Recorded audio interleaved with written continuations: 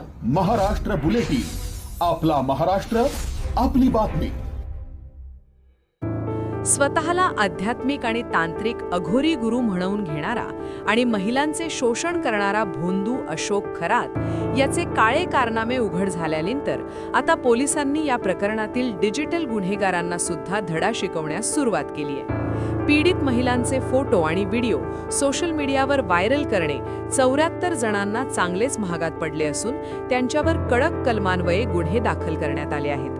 अशोक खरातने पीडित महिलांसोबत केलेल्या अश्लील कृत्यांचे व्हिडिओ व्हॉट्सॲप, फेसबुक आणि टेलिग्रामवर मोठ्या प्रमाणावर फिरत होते. राज्याचे गृहमंत्री देवेंद्र फडणवीस यांनी या प्रकरणाची गंभीर दखल घेत पीडितांची ओळख उघड करणाऱ्यांची गय केली जाणार नाही असा इशारा दिला होता. त्यानंतर सायबर पोलिसांनी अवघ्या काही तासांत 74 जणांची ओळख पटवून त्यांच्यावर कारवाईचा बडगा उगारलाय.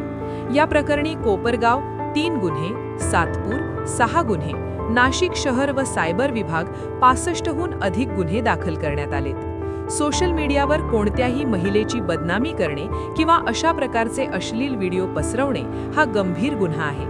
खरातवर तर कारवाई होईलच, पण जे लोक या व्हिडिओचा आनंद घेत आहेत आणि ते पुढे पाठवत आहेत त्यांनाही आम्ही सोडणार नाही अशा आक्रमक शब्दांत पोलिसांनी इशारा दिलाय. तुमच्या मोबाईलमध्येही असे व्हिडिओ असतील तर ते तात्काळ डिलीट करा, अन्यथा पुढील क्रमांक तुमचा असू शकतो.